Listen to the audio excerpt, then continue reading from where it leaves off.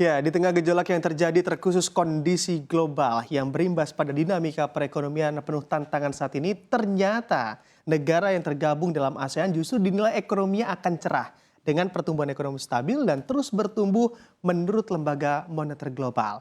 Benarkah demikian? Apa iya? Kita lihat di siang hari ini dalam ASEAN cerah saat dunia gelap.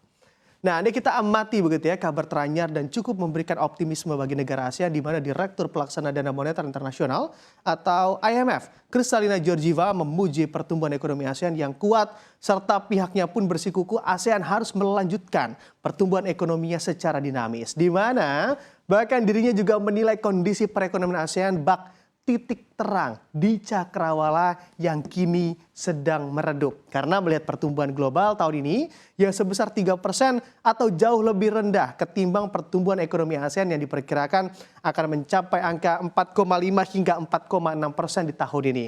Bukan hanya di tahun ini, bos IMF ini pun juga optimis pertumbuhan ekonomi ASEAN akan terus mentereng. Bahkan hingga tahun depan atau di tahun 2024 nanti. Dan memang karena itu begitu ya dirinya juga menghimbau untuk negara ASEAN tetap mempertahankan momentum pertumbuhan yang terjadi pada saat ini.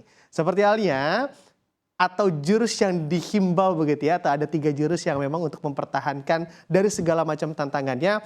Pertama adalah terkait stabilitas makroekonomi dan keuangan yang mana harus terus dijaga agar di sini kepercayaan konsumen dan juga investor tetap dalam kondisi yang baik. Tentunya di saat global tidak baik-baik saja. Lalu kedua, IMF juga menyarankan pemerintah Indonesia untuk memaksimalkan pungutan pajak sekaligus mengkonsentrasikan belanja publik di tempat yang memberikan khususnya dampak yang besar juga untuk perekonomian bangsa. Dan ketiga, ASEAN harus berbicara lantang dan jelas mengenai perlunya kerjasama internasional khususnya di era seperti saat ini. Kira-kira begitulah ya jangan atau yang diungkapkan oleh bos IMF Kristalina Georgieva dalam gelaran KTT ASEAN yang diselenggarakan di Jakarta pada saat ini. Walau IMF optimis dengan perekonomian ASEAN, tapi berbeda dengan lembaga keuangan lain yakni OECD yang justru merevisi ke bawah proyeksi pertumbuhan ekonomi negara yang tergabung dalam ASEAN. Kita lihat di slide selanjutnya.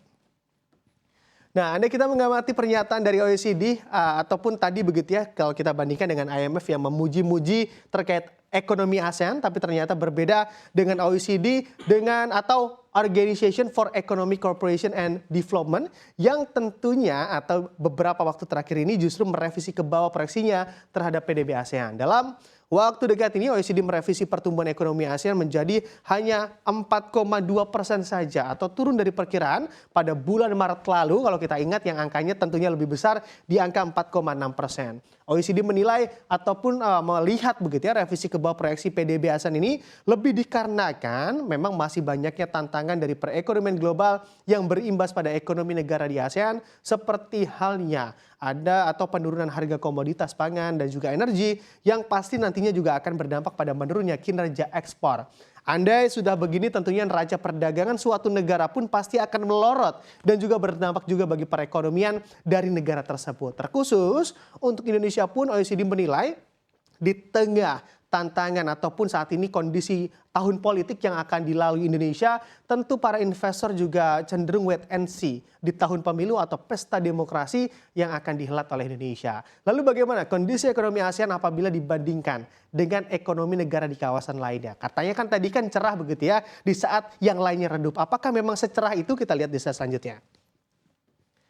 Nah, ini kita amati atau kita mencoba bandingkan ekonomi ASEAN dengan negara di kawasan lain, ternyata menurut data sebetulnya ASEAN belum ada apa-apanya ketimbang CELAC dan juga Uni Eropa. CELAC adalah organisasi perkumpulan di mana di situ ada negara-negara di kawasan Amerika Latin. Di sini yang bisa Anda lihat di sini juga nilai PDB-nya tentunya lebih tinggi ketimbang ASEAN di angka 3,6, CELAC di angka 7 triliun dolar Amerika Serikat di tahun 2022 lalu.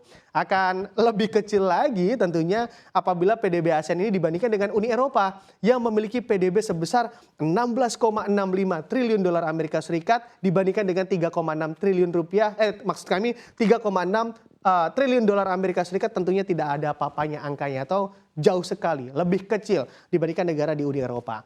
Nah, memang sebetulnya tidak apa-apa sih secara angka memang masih lebih kecil ketimbang negara di wilayah lain untuk ASEAN. Yang paling penting adalah trennya yang terus bertumbuh secara konsisten, tak peduli seberapa sulit kondisi yang ada secara global, ASEAN harus mampu mencari peluang guna terus mendorong perekonomian dalam satu sinergi yang terbentuk antara member ASEAN. Nah, ASEAN Matters, epicentrum of growth.